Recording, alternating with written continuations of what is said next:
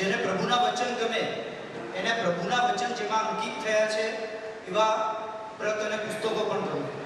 જેને પ્રત અને પુસ્તકો ગમે એને પ્રત અને પુસ્તકો જ્યાં સચવાયેલા છે એવા જ્ઞાન ભંડારો પણ ગમે. વિષમ કાળ જીના આગમ ભવ્યણતું આધાર. પ્રભુનું શાસન 21,000 વર્ષ સુધી ચાલવાનું છે. તે માત્ર જીનબીમ અને જીનાગમના આધારે. એ તો આપણને ખબર જ છે. વર્તમાન કાળે જીનાગમ રૂપી પ્રત અને પુસ્તકો જેમાં સાચવવાના છે, સુરક્ષિત રાખવાના છે, સંવર્ધન કરવાના છે એવા જ્ઞાન ભંડારો પર આપણે સવારથી વાત કરતા કે થોડી ઘણી ઉદાસીનતા, ઉપેક્ષા આપણું છે. આપણી પાસે આખા ઓલ ઇન્ડિયામાં 60,000 સંઘો છે. હવે આપણો ક્યાંથી આવ્યો? ક્યાંથી તો આવ્યો છે. સાધુ સાધ્વીજી ભગવાન તો 18,000 છે, તો ખબર જ છે. હું 500 550 કહું છું કારણ કે આ આપણો એક 2-5 વર્ષ પહેલા બોલાતો હતો. હમણાં કોઈ ભાઈ 1000 ભંડારો છે એવું પણ કીધું. એટલે વિચાર કરો કે 18,000 સાધુ સાધ્વીજી ભગવાન, 40 લાખથી વધારે જૈનો અને આખા વિશ્વભરમાં જૈનિઝમને વાંચવા, સમજવા કે એના ઉપર રિસર્ચ કરવા માંગતા હજારો લોકો. તમને થશે વિશ્વની અંદર વળી જૈનિઝમને શું લેવા દેવા? સાહેબ તમને કહું, પાકિસ્તાનની અંદર 40 મુસ્લિમો જૈનિઝમ ઉપર ભણી રહ્યા છે. સાહિત્ય નથી, ઇંગ્લિશ આવડતું નથી, છતાં પણ તેની યુનિવર્સિટીમાં એનરોલ થયા છે, જૈનિઝમ ભણી રહ્યા છે. તો આજે બંધ હાલતના જે ભંડારો વગેરે જે આપણે સવારથી વાત કરી રહ્યા છીએ એને આપણે સરસ કરવા પડે, ઉપયોગી કરવા પડે. અને તે માટે શાસન સેવાના જે અનેક કાર્યો, મારે એક વાત અહીંયા એડ કરવી છે. ઘણી બધી શિબિરો, ઘણા બધા મહાત્માઓની નિશ્રામાં શાસન સુરક્ષા, શાસન સેવાની થાય છે. એમાં ઘણા બધા વિષયોની ચર્ચા પણ કરવામાં આવે છે. પણ થોડી આપણે ઇનિશિયેટિવ લઈને એમાં કહીએ સાહેબ તમે 10 મુદ્દા ચર્ચા, 20 મુદ્દા ચર્ચામાં ક્યાંક જીનાગમને પ્લેસ આપો ને, ક્યાંક જીનાગમનું સ્થાન તો ક્રિએટ કરો કે એના ઉપર પણ ચર્ચા થાય.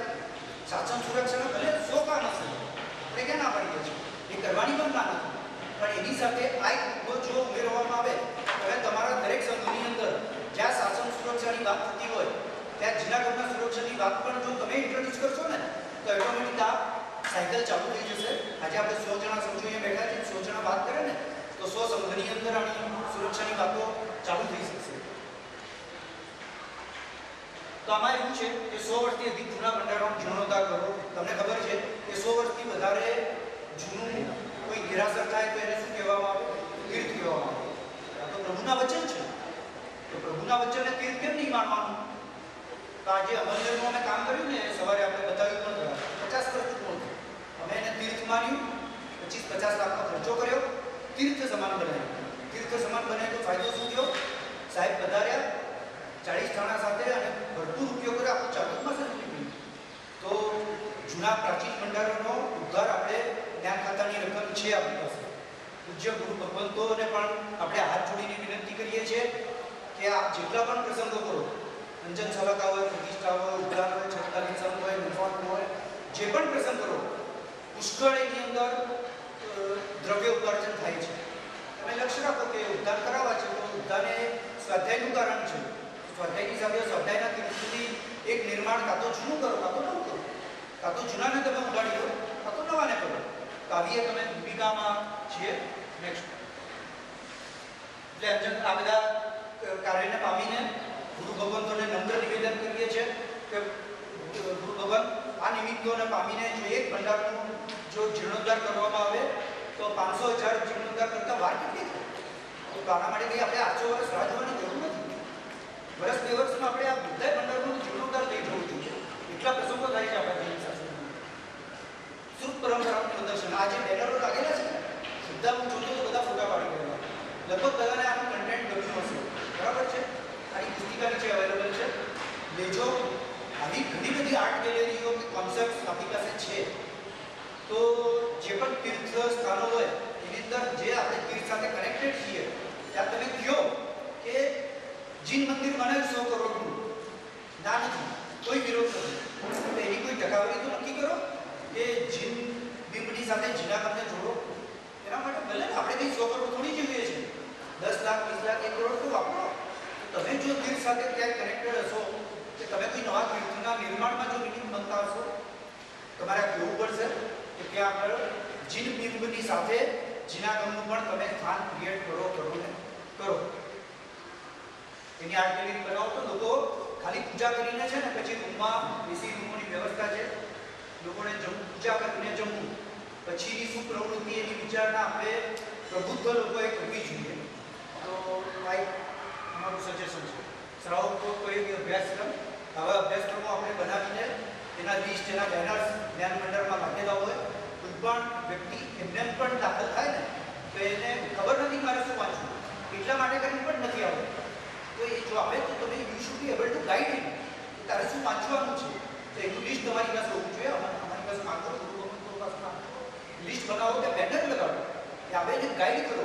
કુશલભાઈ આપણે સવારે વાત કરી હતી ને એ આખા મંડળની તમને ટૂર કરાવી શકે. તો આપણે આ 5,000-10,000 પુસ્તકોની કેમ નહીં, આપણે ખબર હોવી જોઈએ કે ત્યાં શું છે ને આ ભાઈ આવે છે ને શું ઇન્ટરેસ્ટ હોય છે અને શું આપણે પંચાવી શકીએ. સાધુ સાધ્વીજી ભગવંતો ઉપયોગી લિસ્ટ એ પણ આપણી પાસે હોવું જોઈએ. જ્ઞાન ભંડારો સંવર્ધન માટે છે. અત્યાર સુધી જ્ઞાન ભંડારો કોર્सेस ચાલુ કરતા આવશે, પોઈન્ટ આવે છે. બાળકો માટેનો વિભાગ તો મુકેશભાઈએ બહુ સરસ 400-450 જેટલા પ્રોડક્ટ્સ બનાવ્યા છે. તમને જે કીટ આપી હશે એમાં કદાચ મટીરિયલ પહોંચ્યું હતું પણ ઠીક છે, એ તમને મેળવી શકશો. 450 જેટલા પ્રોડક્ટ એને ડેવલપ કર્યા છે બાળકો માટેમાં. પુસ્તકો છે, ગેમ્સ છે, આ બધું જ્ઞાન ભંડારમાં હોવું જોઈએ. જ્ઞાન ભંડાર એટલે જૂના પુસ્તકો જ નહીં, પણ તમે જૂનાનું સંવર્ધન કરવાનું છે, પણ નવાનો ઉપયોગ તો કરશો કે નહીં કરો, કે જે નવું આપણે નવી પેઢીને પણ લઈને જવું છે, જૂનાને પણ સાચવવું છે. નવી પેઢી માટે મુકેશભાઈ પાસે ઝડપ વસ્તુ તૈયાર થઈ ગઈ છે અને પ્લસ ઘણા બધા ગુરુ ભગવંતો આમાં લાગેલા છે. આપણે બધાનું નામ અત્યારે સમયના ભાવ નથી લઈ શકતો, પણ આપણે જો એવું કંઈક પ્રોપર કર્યું હશે ને તો ઘણા બધા ગુરુ ભગવંતો પણ ખૂબ મહેનત કરી રહ્યા છે. એનું સાહિત્ય પણ હોય, મુકેશભાઈનું પણ આવું આપણે કરી શકીએ જો ઉપલબ્ધ થાય.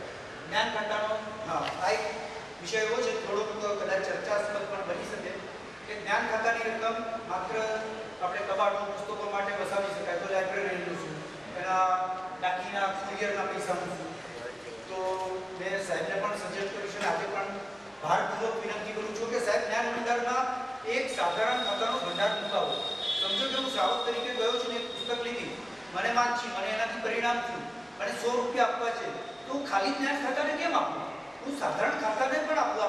આપણા દેરાસરોની અંદર 7 ભંડાર હોય છે ને, તો જ્ઞાન ભંડારમાં એક ભંડાર સાધારણ ખાતાનું કેમ નહીં?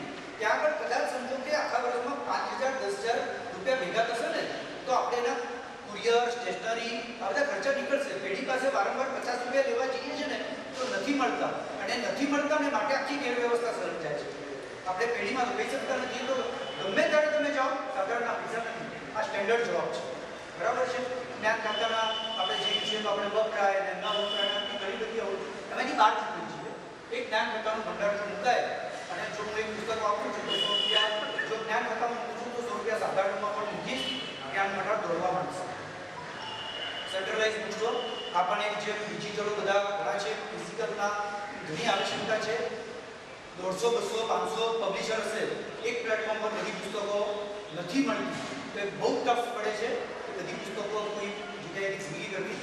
પાલિતાણા, સંકેશ્વર, અમદાવાદ, સુરત, મુંબઈ ઘણી બધી જગ્યાઓ જેમાં ભીવડીમાં કાર્ય કરીએ કોઈ ફ્રેશ બુક સ્ટોર બનાવે અને પુસ્તક ઉપલબ્ધ કરે તો એક જગ્યાએથી 5, 25, 50 જગ્યા ઓર્ડર બધી બુક્સ આપણને મળવી જોઈએ. આજે 500 બુક છપાય છે, પણ સાહેબ તમને કહું મેં સવારે બી કેલ્ક્યુલેશન આપ્યું હતું, 1 લાખ × 500 5 કરોડ, 20 લાખ પુસ્તકો માર્કેટમાં છે, 4 કરોડ ને 80 લાખ ક્યાં ગઈ ને આપણને ખબર નથી.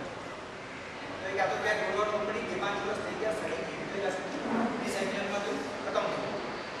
આવા સેન્ટ્રલાઇઝ બુક સ્ટોર હોય ત્યાં તો સ્ટોરેજ હોય, જેને જે જોઈએ મળી શકે. નેક્સ્ટ સુગત જ્ઞાનની શિબિર. અમે સાહેબજીને વિનંતી કરીએ છીએ, તમારા બધા વતી હું વિનંતી કરું છું કે સાહેબ આખા ચાતુર્માસ દરમિયાન જો ઘણી બધી શિબિરો ઘણા બધા કોન્સેપ્ટ ઉપર ગુરુ ભગવંતો દરેક રવિવારની શિબિર કરતા હોય તો એક શિબિર તમારે પત્ર લખીને પ્રવર કમિટી દ્વારા એક પત્ર બહાર પાડો. દરેક ગુરુ ભગવંતને આપ જણાવો કે 4 મહિનાની અંદર તમારે એક રવિવાર શુદ્ધ જ્ઞાનની શિબિર માટે ફાળવવાનો છે. ભલે પરીક્ષણ પહેલા ફાળવો કે પરીક્ષણ પછી ફાળવો, પણ તમે 4 મહિનાના ચાતુર્માસમાં આટલા બધા રવિવાર આવે છે તો એક રવિવાર શુદ્ધ જ્ઞાન માટે ફાળવો. દેરાસરની માં પૂજા થાય છે, 10 જણા ચાલુ કરશે તો બીજા વર્ષે 20 જણા પાક્કા ઊભા હશે. તો આ પણ અમારી એક માગણી છે કે સુતોદનાની જેવડી પરિપાટી, પુસ્તક મેળો, સ્વાધ્યાય આંદોલન, આ બધા જ્ઞાન ભંડાર સંકલન સમિતિ પણ હું હાથ જોડીને વિનંતી કરું છું કે તમે આ બધા આ પ્રમોશનલ પ્રોગ્રામ જે કહેવાય ને કે જ્ઞાનને પ્રમોટ, એટલા જેમ કીધું ને કે ખાલી જ્ઞાન ભંડાર પ્રમોટ કરવાથી નથી થવાનું, તે આવનારો વર્ગ પણ આકર્ષિત થાય માટે પણ આ કરવાનું છે. જ્ઞાન ભંડારને સજાવો, ખાલી કબાટો રાખી દેવાથી કાંઈ નથી થવાનું, એને એટ્રેક્ટિવ કરવું પડે. તો એટ્રેક્ટિવ કરવા માટે કેટલાક સમજો કે જ્ઞાનની સ્તુતિ છે જે બેઝિક કહેવાય, એના પ્રદક્ષિણામાં જોવા છે, ઘણા બધા બી ડેવલપ કર્યા છે. આમાંથી પણ તમને જે ગમે ફોટો પાડો એ સાઇઝ પ્રમાણે લઈને લગાડો. આમ છે ને, આમ દેરાસરમાં જાય ને એને બાજુમાં જ્ઞાન ભંડાર હોય એને થઈ જ જવું જોઈએ કે હું 5 પ્રદક્ષિણા આપ્યા વગર હું ઘરે જઈશ જ નહીં, તો પણ ઘણો ફરક પડશે. તો આવા ઘણા બધા બેનર્સ આપણે ઘણા બધા લોકો ડેવલપ બી કરી શકશે. મુકેશભાઈ પાસે તો બધું અવેલેબલ જ છે, તમે એની ટાઈમ કોલ કરો. એમને બી ઘણા બધા લોટાદા, મુંદ્રા અને બીજા પણ ઘણા બધા ભંડારો આ રીતે બેનર્સથી સજાવ્યા છે, એ પણ મદદ કરવા તૈયાર છે. જૂના ગામના પ્રચારકોના અનેક રસ્તા હોઈ શકે, પણ શરૂઆત તો ક્યાંથી કરવી પડશે. આપણે ઘણું બધું ઘણા બધાના કોન્સેપ્ટ હોય, વિચાર હોય, ત્યાંથી જ શરૂઆત કરો. ઉપરના રજૂ કરેલા ઉપાયનું અમલ કરવા તરફ જો આપણે એક ડગલું આગળ વધશું ને તો એવી આશા સાથે હું અહીંયા વિષયને વિરામ આપું છું. પણ ચોક્કસથી એ માઇન્ડની અંદર આપણે લઈ જશું કે ભંડાર મને સારો બનાવવો છે, સુરક્ષિત બનાવવો છે, સંવર્ધિત કરવો છે, ઉપયોગી કરવો છે, પૂજનીય કરવો છે, વંદનીય કરવો છે. આમાંથી એક શબ્દની જો ટેગલાઈન લઈ જશું ને તો મને લાગે છે આવતા વર્ષે જ્યારે પણ આપણે ભેગા થશું ને ત્યારે બધાના એટલે ચહેરા ઉપર એક હાસ્ય હશે કે હા yes we can do it, we have